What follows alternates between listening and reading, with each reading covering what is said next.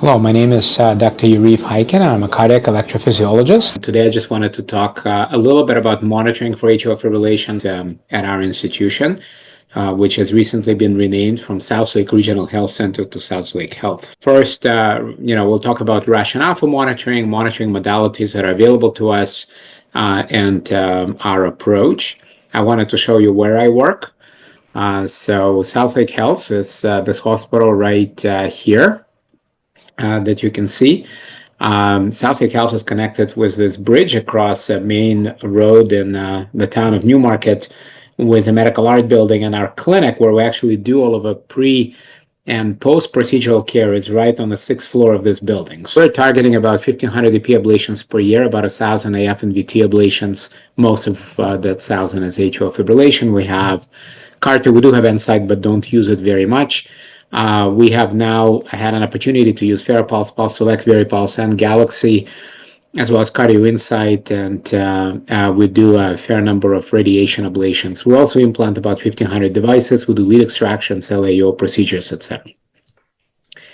From the point of view of following patients up at clinics, we have 3 locations in our region, about 30 cardiologists, including the 5 EPs, fully digital practice for the last 13 years, fully based on an EMR, providing both in-person and virtual care to our patients, and we do all of our pre- and post-ablation care through our clinics. And in total, between EP patients and general cardiology patients, we see about 30,000 patients a year, and across these patients, we do about 10,000 Holters a year, roughly. So, what is the rationale for monitoring, jumping more into the why we're here today? Well, the main reason to monitor really out there is to diagnose an arrhythmia, but I'm not going to focus on that today. Today, I wanted to focus on why we would be monitoring patients and how we would be monitoring our atrial fibrillation patients. So, we've talked a lot about over the last 20 years since I've been doing AF ablation anyway, about what is an outcome of AF ablation. Is that a documented episode? Is it 30 seconds? Is it symptoms of palpitations? What is it? Not everybody experiences symptoms, and so particularly for asymptomatic patients, it may be important to monitor them and ascertain whether or not they're actually having atrial fibrillation or not. Understanding whether or not they have documented arrhythmia greater than 30 seconds, which historically has been the cutoff cold atrial fibrillation, or is it some combination of symptoms or symptoms and documented arrhythmia? We also want to monitor in order to establish what type of arrhythmia the patients are having. Are they having atrial fibrillation, atrial flutter, some combination of things? Are some of them having SVT, which potentially is a low-hanging fruit for ablation?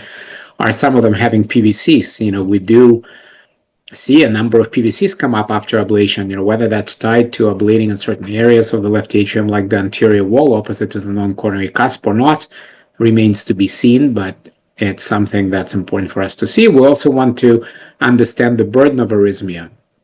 30-second recurrences obviously don't tell the whole story. There may be patients who've had atrial fibrillation, persistently, long-standing persistently for a number of months or years prior to ablation, and now they're having a 30-second episode once every 6 months.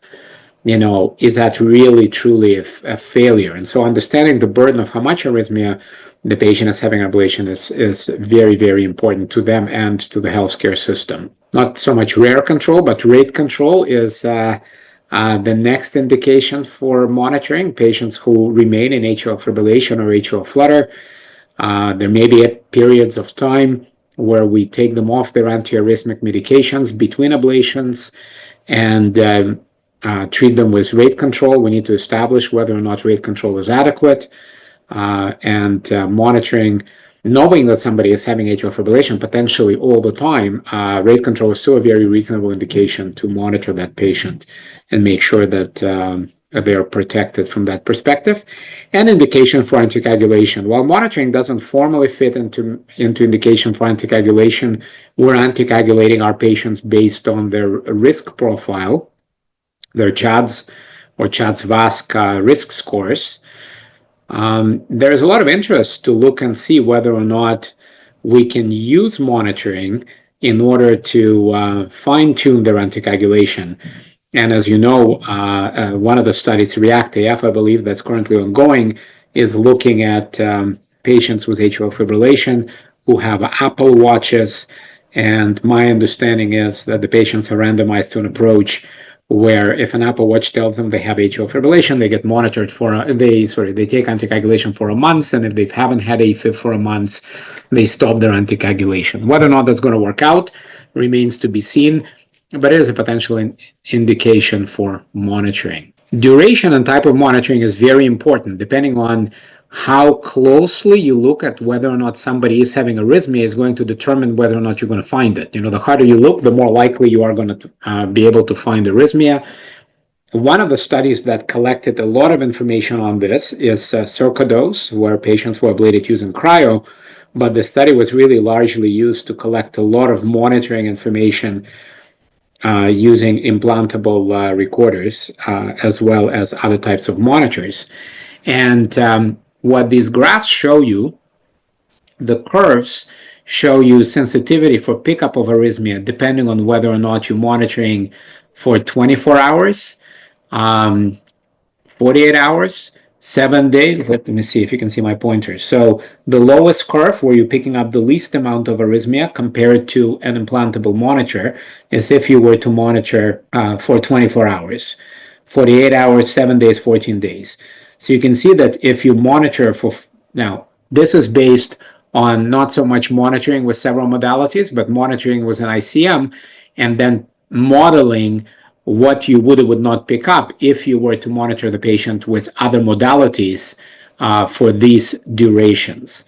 And so if you were monitored with a 14-day ambulatory ECG device, and this is a single monitoring session versus 10 monitoring sessions, by the end of the 10 monitoring sessions, you would pick up about 82% of arrhythmia that you would have picked up with an implantable recorder. Another way of looking at it is here, where you can see that this area that's shaded in blue is the amount of arrhythmia you pick up over time after ablation with an implantable recorder. And then you can see that 3 one-day monitoring studies barely scratch the surface of this. So if your patients are followed with 3 one-day Holter monitoring studies, there may be a lot of arrhythmias that we're just not aware of. Pick up a little bit more with 3 two-day studies, 3 7-day studies, and in this case, 3 14-day studies. And this is kind of along the lines of what we do. We monitor our patients at 3, 6, and 12 months following ablation with 14-day monitors. And you can see that we are expected to pick up about 70% of the arrhythmia that we would have picked up if these patients had an implantable loop event recorder. And obviously, the extent of monitoring really determines what the study reports as its outcomes. So when we're comparing different studies in AF ablation, it's very important to keep in mind the modality and duration of monitoring when we're interpreting the success rates reported by the investigators.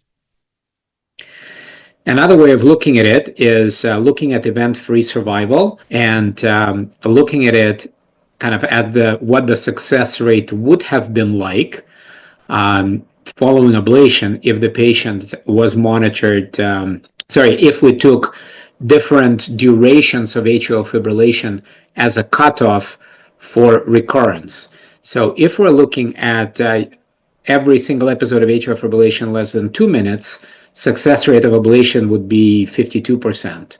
But if we said that they needed to have more than 24 hours of arrhythmia, success rate in the same study would have been 93%. And depending on the duration of what you call cutoff for what you call success, the success rate reported by the study will be very different. And again, something important to keep in mind when we look at our outcomes and when we're picking our monitoring modalities. We know from Circadose as well that how long the episodes are and what is the total burden of arrhythmia has a significant impact on healthcare utilization by these patients.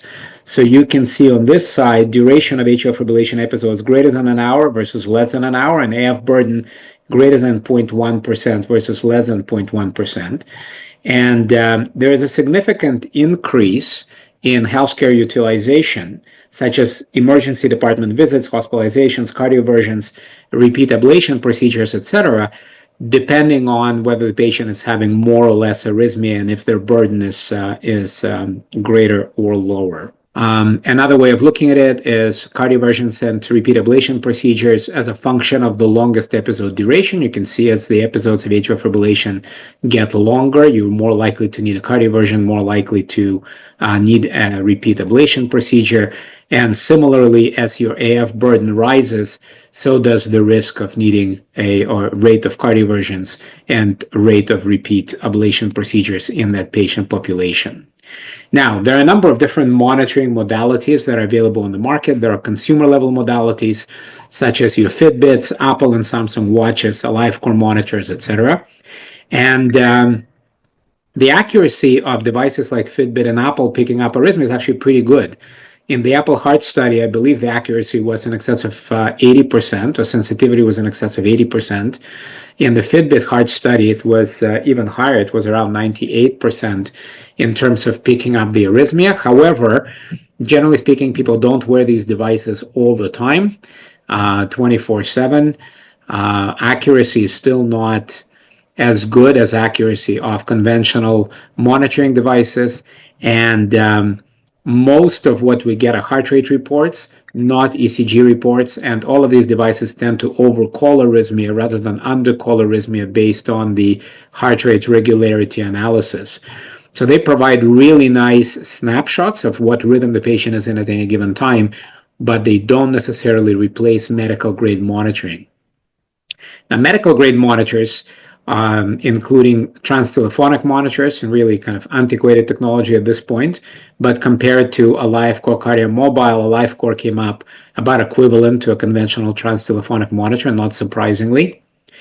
Holter, whether it's a Holter with a bunch of wires and electrodes, a patch Holter, or an MCOT device, implantable monitors, or arrhythmia diagnostics from other implantable devices.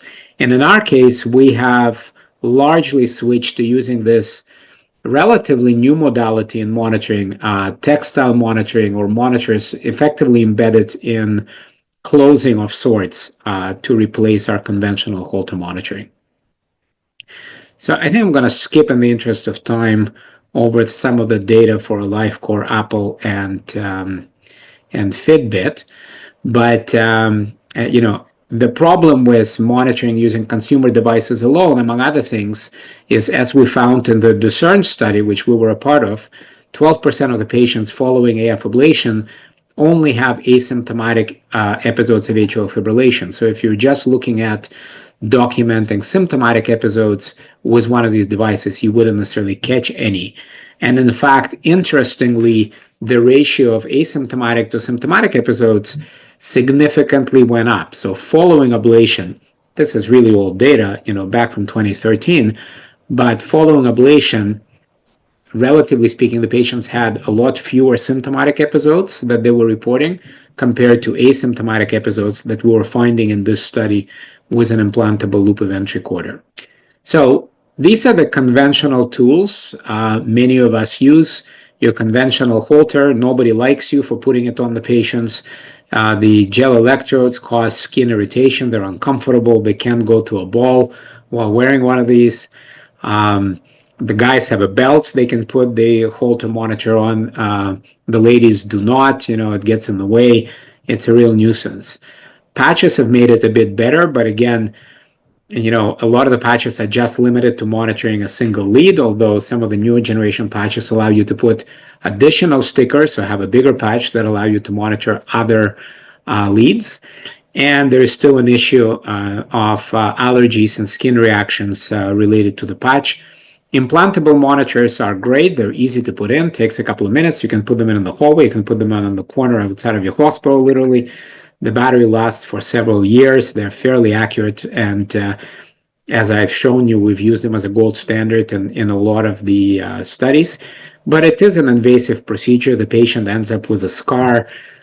Putting it in is pretty straightforward. Taking it out is a little bit less straightforward. You typically have to make a bigger incision, potentially bring them into the EP lab or the operating room to take it out, potentially have to stitch it. A bit of a nuisance, related to the procedure. Additionally, the monitors, particularly the original Holter monitors, those boxes with either tapes back when I started my training, eventually memory cards, eventually flash memory. They're still fairly expensive. On the Canadian market, most of these monitors run you about $1,000 to $2,000, which is an investment for the hospital or the clinic that's using those monitors. There is a significant cost of consumables.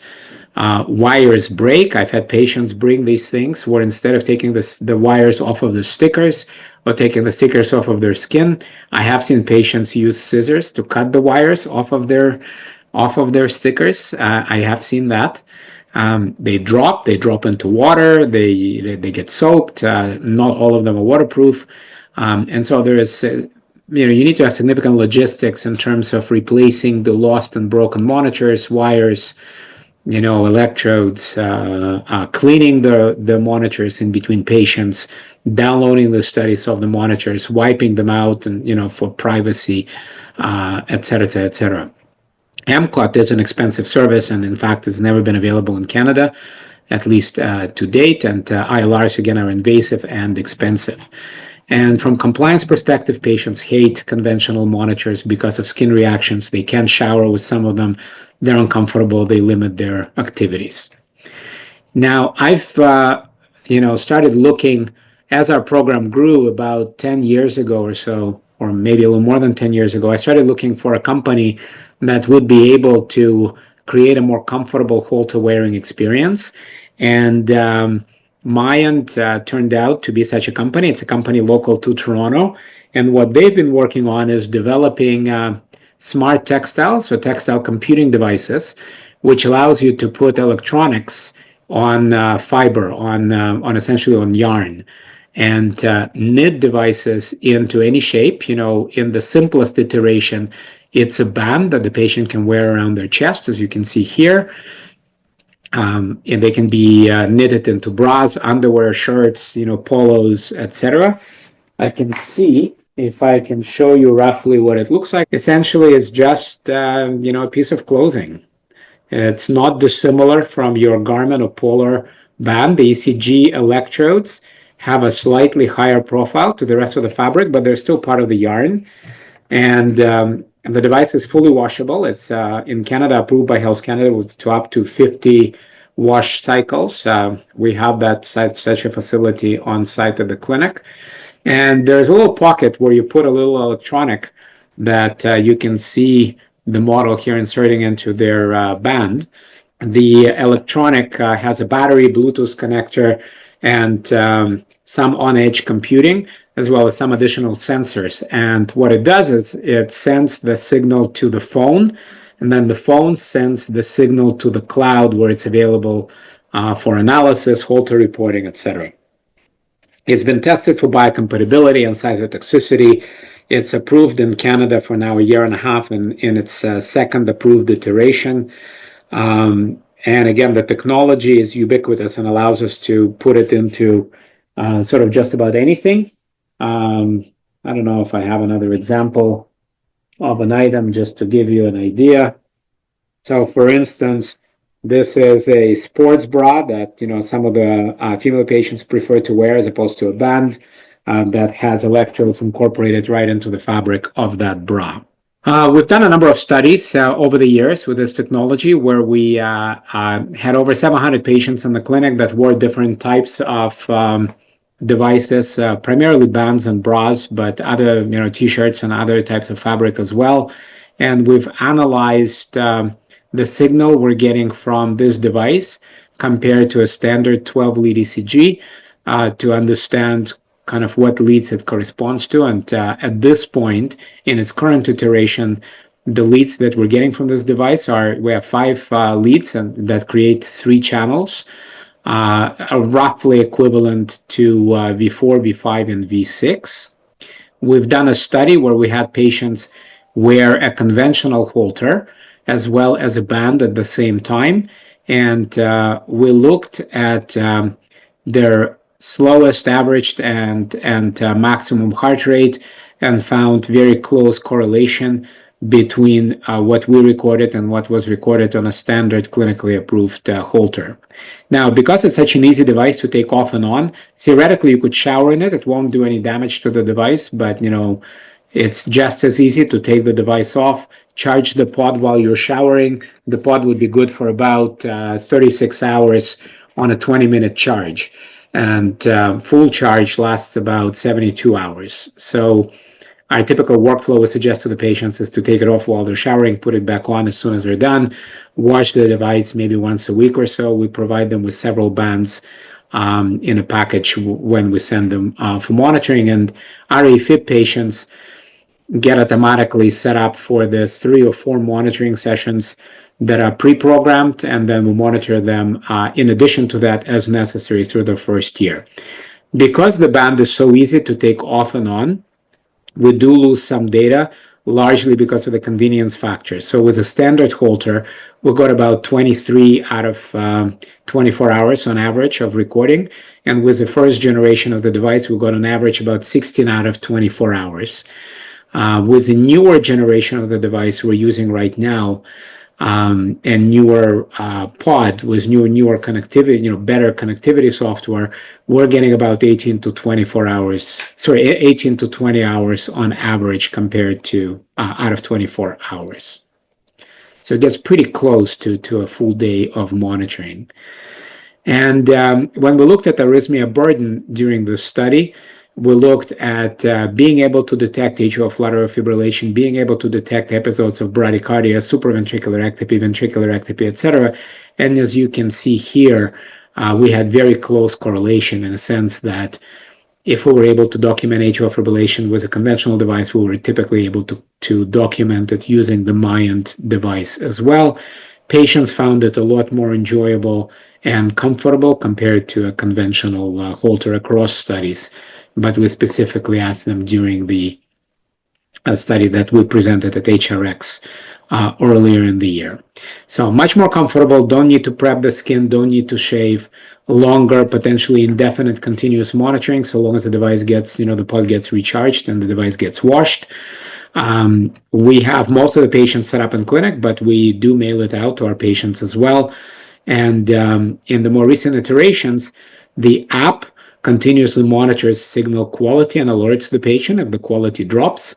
And there's also the company Myant set up a customer service or customer experience service where if they're not getting good quality signal for a certain period of time, the patient gets a phone call. The current business model in Canada is that there is no capital expenditure, there's no upfront cost.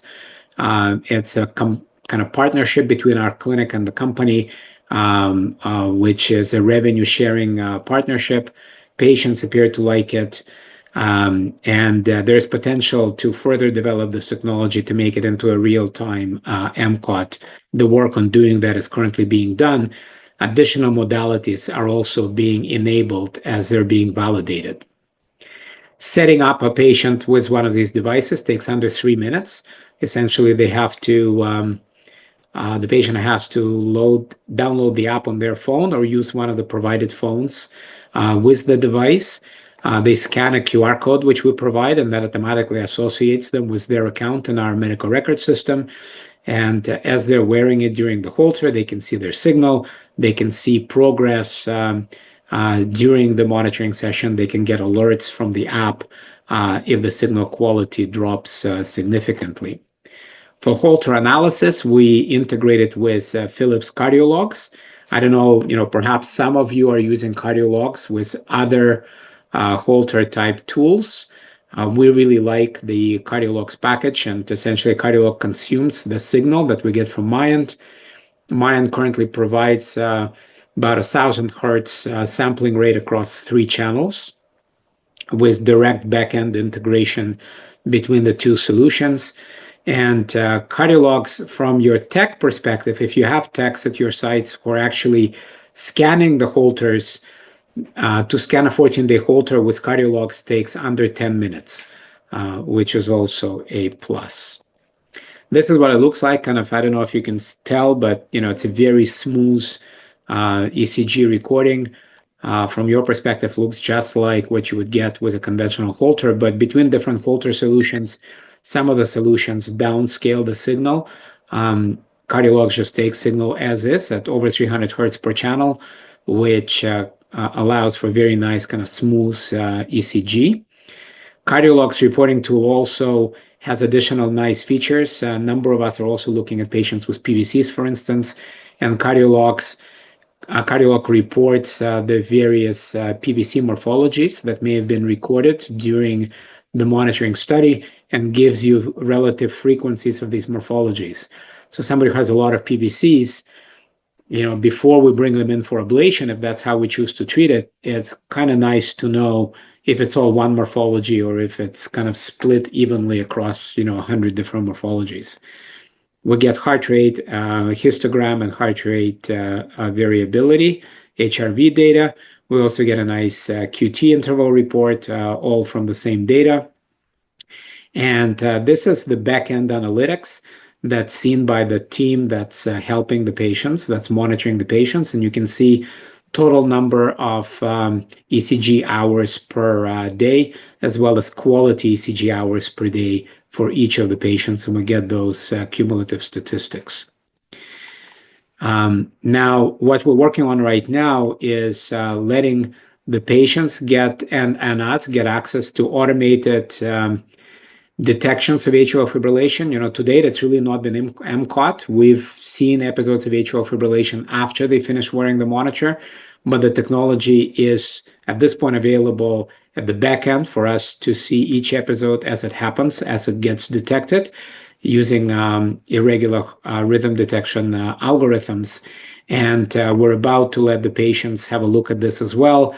With this heart health dashboard they will get in the app, what they will see their heart rate. They'll be able to look at the history of their heart rate over time, atrial fibrillation burden, look at their atrial fibrillation burden over time, look at, PVCs, PACs, AV blocks, etc. Some basic information that's included in the Holter would become available to the patients. Currently, it exists in prototype, and we're hoping to release it to our patients relatively soon.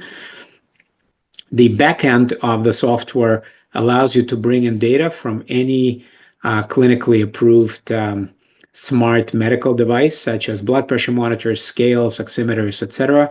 And so there is an RPM platform for other metrics beyond the ECG that's available to us on the clinic side. And the newer generation of device that's slated to come out later this year incorporates a PPG sensor at the back of this device that adds data on cuffless blood pressure, oxygen saturation, and other metrics that will be added are temperature, sleep tracking, and slip and fall detection in the new version of the device. And again, this just shows you what this bra that I was showing you earlier would look like on a model. The platform allows the patient to share their data with their circle of care, their physicians, as well as their family. In fact, one of the people that was helping us test the platform during COVID was traveling. Her daughter noticed that her heart rate and temperature went up while the patient wasn't necessarily paying attention to it. She was very busy with a number of meetings. Her daughter convinced her to go get a test, and lo and behold, she actually had COVID, which was first seen as a heart rate and temperature rise by the prototype device. We also, beyond following the patients medically, have developed a lifestyle modification service. All of us, I'm sure to various extents, all of us coach our patients on lifestyle modification. We know that excess alcohol consumption, maybe caffeine consumption, inadequate hydration, inadequate sleep, hypomagnesemia, hypokalemia can all, and obesity can all play into the risk of atrial fibrillation. And while all of us spend time with our patients during our clinical visits, we have a team of coaches that are working with our clinic through MyView virtual integrated wellness service that uses this type of NextJ portal to onboard these patients and give them more in-depth coaching across the spectrum of diet, exercise, and other lifestyle features. And the coaches have access to the various trackers on the platform, where for every patient they can see the various parameters that are recorded by the device.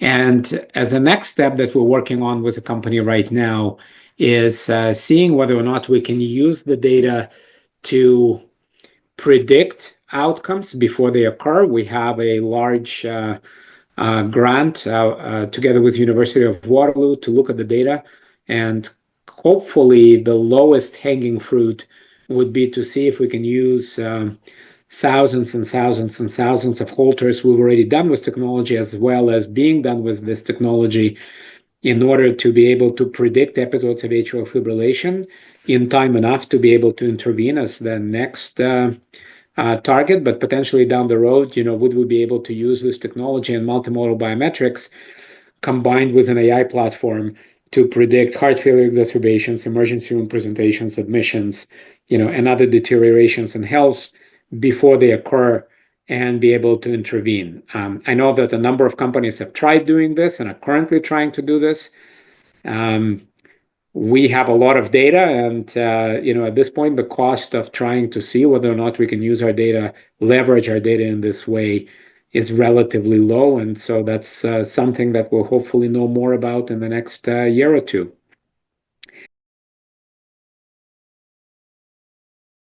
It hasn't really been a problem. There is a clear side of the device that has the electrodes, versus the other side of the device. So if you can see, there's sort of the size of the device was a pod, which would be very uncomfortable to wear towards the skin.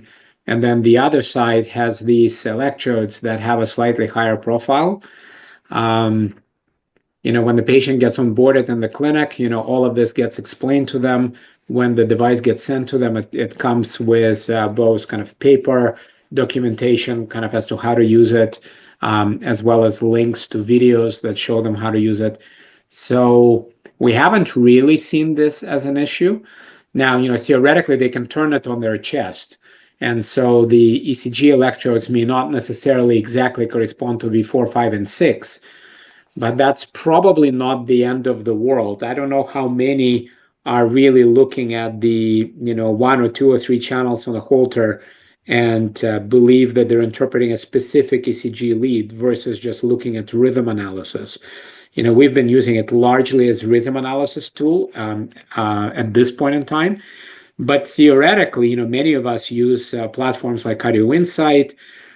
There is another platform I've seen at HRX. I don't know if any of you guys are using that, use a 12-lead ECG to predict the origin of PVCs in patients undergoing VT and PVC ablation. I mean, theoretically, we could ask the company to knit a vest that has 12 or more ECG channels that are spread out front and back and sideways. So the platform enables you to do all sorts of different things with it. Now, the other thing as far as use is, if you use it purely as a dry electrode, it actually works quite well just out of the box. But we do recommend that the patient put some lotion on the electrodes to improve contact, lotion or gel. And in fact, the kit includes, currently the kit that we get from the company includes 3 bands, as well as a gel container that the patient is then instructed to use around the band. Now, if they're exercising, as a fitness tool, it's actually great, because as the patient exercises and as they sweat, the contact improves. So ECG actually improves with movement rather than getting worse with movement if the patient is sweating. I don't know what else. There are also a number of different sizes. I think it goes from at least XXX small to like 4 or 5X large or something like that. So about 7 or 8 at least different sizes. And so the only thing the technician really needs to do is measure the circumference of the chest, or if we're mailing it out, we ask the patient to measure the circumference of their chest under their breasts and get the right size for them. And then in every size, there is additional ability to adjust the size further. So, there's how many? There's another 4 different settings on each of the bands. So we found them to be quite usable. Now, connectivity may be an issue. If somebody lives really in the boonies and they have no connectivity, at this point, there is 45 minutes of memory on the pod and 24 hours of memory on the phone. So if for whatever reason you're out, either you're out of range of your phone for more than 45 minutes, or you have your phone but you're out of range of a cell tower or a Wi-Fi network for more than 24 hours, then you're going to have gaps in that recording. The next version of the device is going to have 7 days of memory on the pod. With improving memory and cheaper memory, that's become possible.